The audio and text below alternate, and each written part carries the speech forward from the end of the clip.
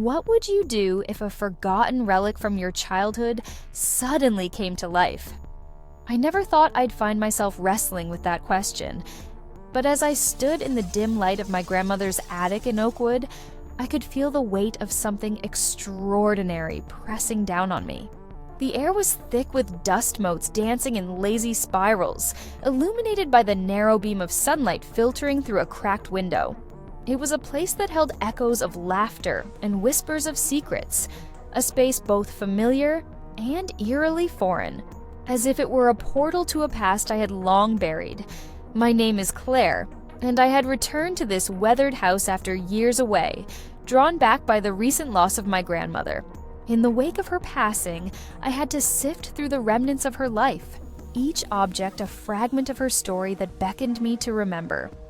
As I rummaged through boxes filled with old photographs and yellowed letters, I stumbled upon a tattered doll, its porcelain face cracked but somehow still enchanting. I brushed off the layers of dust and cradled it in my hands, a sudden rush of nostalgia flooding over me. It was the same doll I had played with as a child, a cherished companion during countless summer afternoons spent in this very attic. But something was different now. As I placed the doll on a nearby trunk, a shiver coursed through me, a sensation that felt both thrilling and unnerving. I shook my head, dismissing it as nothing more than a trick of the mind. Yet I couldn't shake the feeling that I was being watched. The attic, once a sanctuary, transformed into a labyrinth of shadows, each corner concealing secrets long forgotten.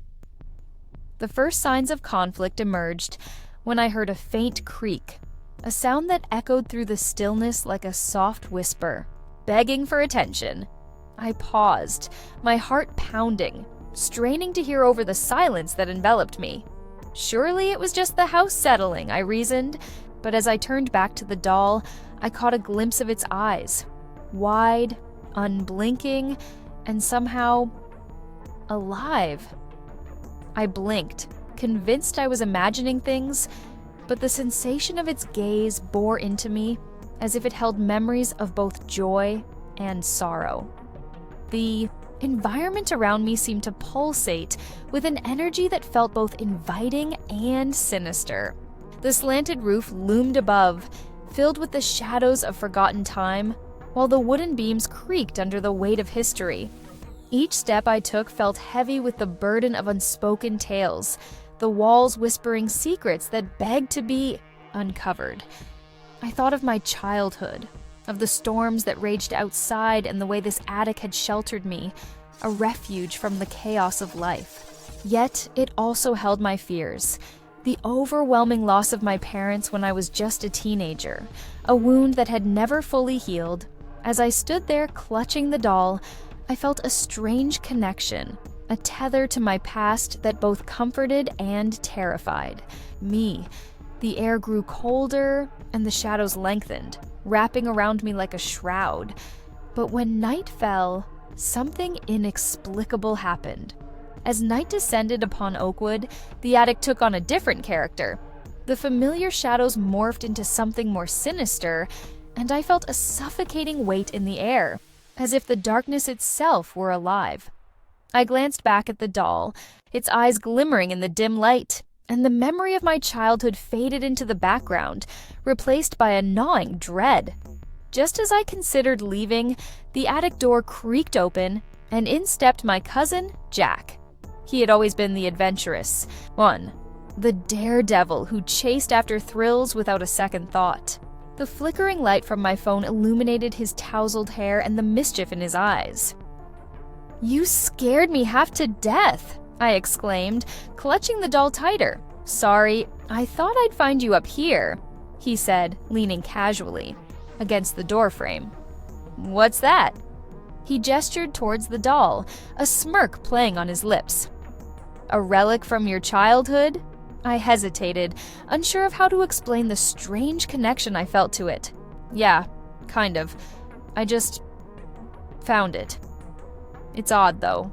I swear it feels different now." Jack stepped closer, peering at the doll with genuine curiosity. "Different how?" Before I could formulate a response, the attic felt charged, the air thickening as if a storm were brewing within its walls. I glanced back at the doll, and in that moment, the flicker of light caught its eyes again. I could have sworn I saw them shift, a glimmer of emotion. Fear, perhaps, passing through them. I shook my head, trying to dispel the thought. I don't know, it just feels like there's something more to it. Like it's haunted or something? Come on, Claire. You're not seriously buying into that nonsense, are you? Jack laughed, but his laughter felt forced, as if he too sensed the underlying tension. And then it happened. The wind outside howled through the cracks in the attic, rattling the windows and sending a chill down my spine. The doll, seemingly unbothered by the storm outside, began to tremble in my grip. "Did you see that?" I gasped, my voice shaking. Jack looked at me, uncertainty flickering in his eyes. In a moment of desperation, I set the doll down, hoping that somehow it would quell the growing energy around us. But instead, a sudden gust of wind swept through the attic, extinguishing my phone's light, plunging us into darkness. Panic surged through me. "Jack!" I called out, fumbling for my phone, but I could hardly see my own hands. "Claire, what's happening?" Jack's voice was edged with fear, and I could hear him stumbling back, likely trying to find his way to the door. "We need to get out of here!" The air crackled with tension, and I felt an overwhelming sense of urgency. "Wait, we can't just leave!" I shouted, though my voice felt small against the growing chaos around us. "Something's happening with this doll. I can't explain it, but I need to understand." Just then, the doll rolled across the floor, coming to rest at Jack's feet. He stared down at it, his bravado evaporating as he processed the unfolding strangeness. "This is insane, Claire. We shouldn't be here. What if it really is some kind of—" "Jack," I interrupted, my heart racing. "What if it's a way to reach out?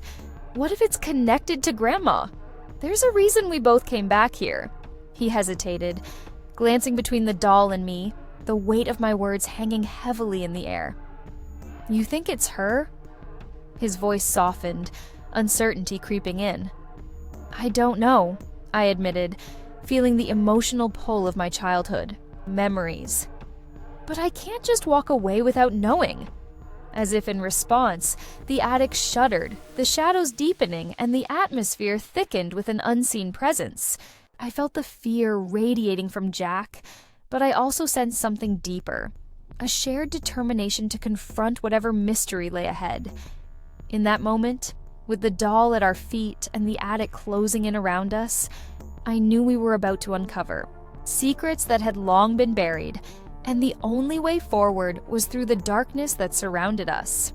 The air thickened with an electric charge, and I could feel my heart pounding in my chest as I stared at the doll, its porcelain face eerily illuminated by the faint light seeping in through the attic window.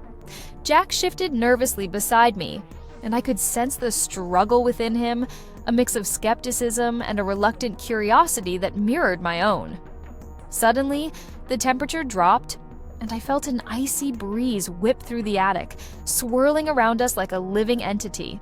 My breath fogged in front of me, and I shivered as a whisper brushed against my ear, almost inaudible but unmistakably there.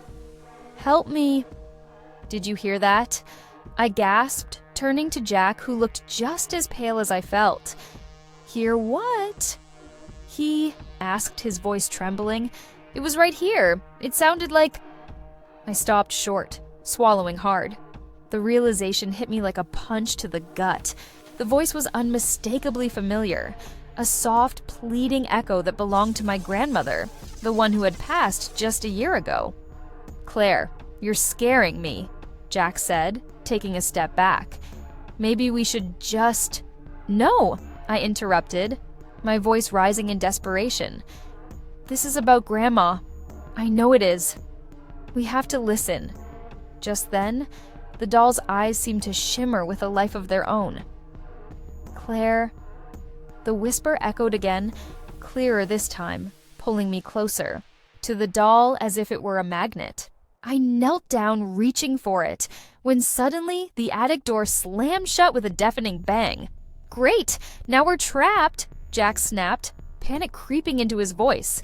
I could feel the tension between us rising, both of us caught between fear and an unexplainable connection to the unknown. "Maybe we should try to open it together," I suggested, my instincts screaming that something was terribly wrong. But as we both moved toward the door, I felt a wave of nausea wash over me. Memories began to flood back. Fragments of my childhood, moments spent with Grandma in this very attic, her laughter juxtaposed with shadows of her sadness. "Claire, what's wrong?" Jack's voice pulled me back to the present, but the memories were relentless. "You look like you've seen a ghost."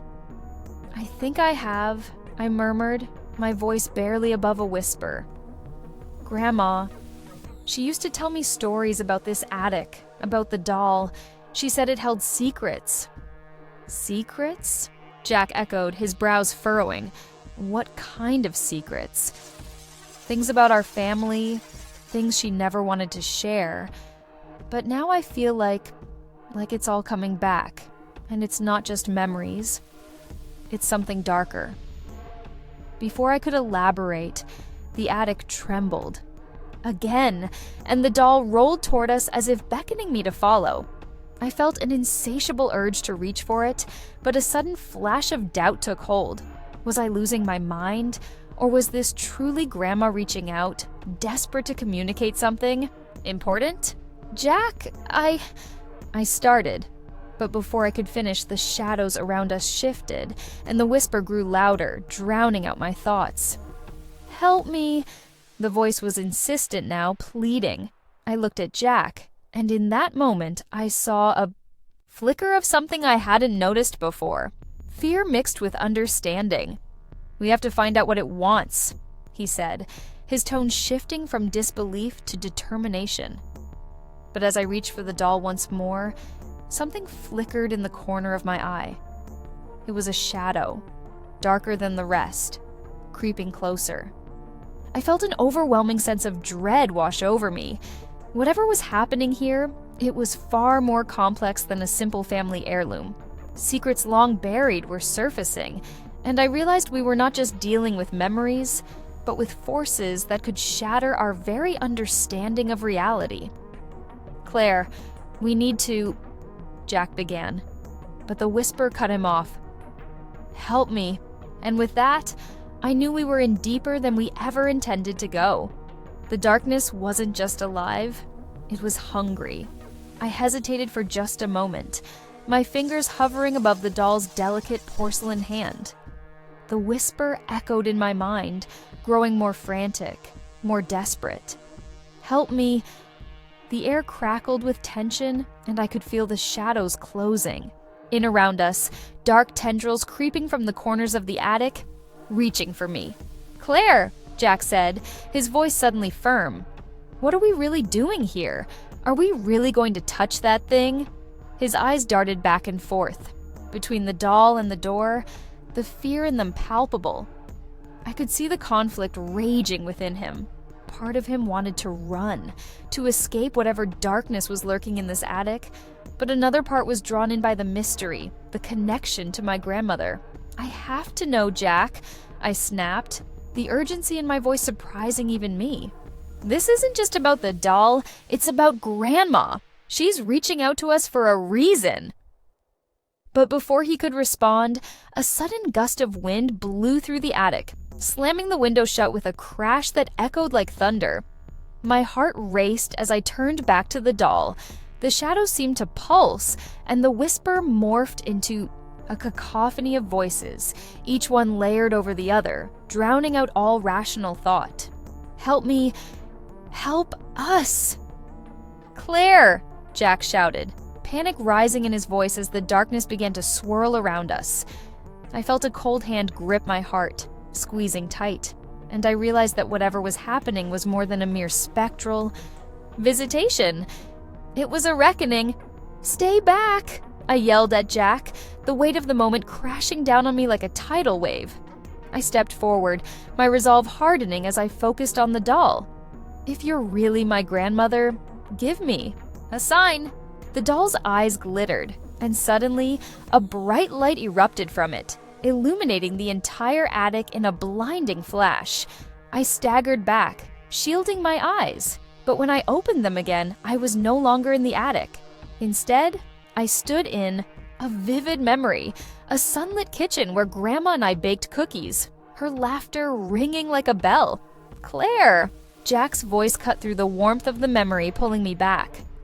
"What's happening? You're fading!" I felt the pull of the shadows, dragging me back into the darkness, and I realized I had to make a choice. I could either succumb to the entity that wanted to trap me in the past, or fight for my own reality, for my own understanding of the truth. I took a deep breath, grounding myself. "No, I won't let you take me." With a surge of determination, I reached for the doll, my fingers wrapping around its cold, smooth surface. "I will help you, Grandma, but you have to show me the truth." As I uttered those words, the attic erupted into chaos. The shadows writhed, and for a brief moment I caught a glimpse of a figure within them. My grandmother, her face twisted in anguish. "Help me," she echoed one last time, and I knew this was the moment where everything would change. "Jack!" I screamed, but the shadows had already begun to close in, and I felt a tug at my soul, pulling me toward the darkness and the memories I had long buried. It was now or never. I felt the shadows tightening around me, a suffocating grip that threatened to swallow me whole. As I held onto the doll, a surge of energy coursed through me, a connection that felt both warm and terrifying. My heart raced, and I braced myself against the impending darkness, focusing on the image of my grandmother's face, etched in my memory like a beacon. The moment I made contact, the cacophony of voices surged to a deafening crescendo. "Help me! Help us!" they cried out, reverberating around the attic. I could feel Jack's frantic presence behind me, his own fear mingling with my desperation, but I couldn't afford to turn back now. In that moment, a blinding flash engulfed me, and I was thrust into a whirlwind of memories and shadows. I saw snippets of my grandmother's life, glimpses of joy and sorrow intertwined with chaos. She was not just a simple woman who baked cookies, she was a guardian, a vessel trapped between worlds. And the doll was the key. With every ounce of strength, I shouted, "I will help you, Grandma! I promise!" The shadows recoiled momentarily, and I felt a rush of clarity. The voices fell silent, and for a fleeting heartbeat, all was still. Then, like a dam breaking, the memories exploded around me. Visions of my grandmother's past flooded my mind, her struggles, her fears, and the malevolent entity that had tormented her for years. I understood now. She had not only been trying to reach out to me, but also warning me of a lingering darkness that threatened to consume us both. "Claire!" Jack's voice broke through the haze, and I felt myself being pulled back to the present, the attic reasserting its presence. I stumbled, the doll slipping from my grasp, landing with a soft thud on the wooden floor. The shadows recoiled, dissipating like smoke in the wind, but not without leaving their mark on me. An ache deep in my chest, a reminder of what I had faced. As the light returned to the attic, I looked at Jack, his face pale and eyes wide. You saw her, didn't you?" he asked, breathless. I nodded, my throat tight with unshed tears. "She was trapped, Jack. There's so much more we need to uncover." The air felt different now, charged with the aftermath of our confrontation. I could sense that the malevolent force had receded, but its presence lingered like a shadow at the edge of my vision. "We need to find out what happened to her," I said, a sense of urgency creeping back in. "There are pieces of this puzzle we haven't found." Jack nodded slowly, glancing at the doll lying on the floor. "Do you think it's over?" "I don't know," I admitted, my heart heavy. "But I think it's far from finished." As we gathered ourselves, I noticed something strange. a faint glow emanating from the doll's eyes, almost as if it were alive, waiting for us to return. I shivered, knowing this was just the beginning of our journey. "Let's get out of here," Jack said. But I could see his own resolve building, the curiosity igniting in his eyes.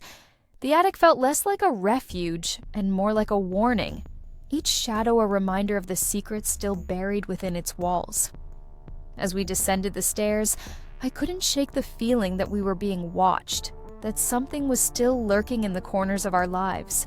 I glanced back one last time, the doll's gaze following me, and I knew that whatever mystery my grandmother had left behind was calling to us, an invitation, or perhaps a challenge, to uncover the truth. Little did I know, the journey ahead would test us in ways we never imagined, revealing not just the darkness that surrounded my family, but the very fabric of our own souls. As we stepped out of the attic, the weight of our discovery settled heavily on my shoulders. The air outside felt different, almost charged, and a chill ran down my spine. Jack and I exchanged glances, both acutely aware that whatever we had just unleashed was far from over. The doll remained in my thoughts, its eyes glowing with an unsettling promise, as if it beckoned us back to confront the darkness once more. I felt a pull, an urge to uncover the truth behind my grandmother's past, but as I turned to Jack, a harrowing realization struck me. What if our quest for answers could lead us down a path of destruction? The very act of exposing the secrets could awaken something far worse, an evil that had been dormant for too long. I shuddered at the thought of the consequences that could follow. "Jack," I said, my voice trembling, "what if we find out something that puts others in danger? What if it means sacrificing people we care about?" His eyes widened, understanding dawning on him. "You're saying we could escape, leave it all behind, but at a cost?" I nodded, fear knotting my stomach. The choice loomed before us like a dark shadow, and I realized that while I could seek the truth, it might come at the expense of innocent lives. The doll felt like a curse. It was a key to freedom, but one that could unleash devastation. As we stood there, the decision weighed heavily. Between us, I could feel the darkness creeping closer, whispering promises of power and knowledge, urging me to make the choice that would free me but destroy others. I took a deep breath, my heart racing against the tide of impending doom.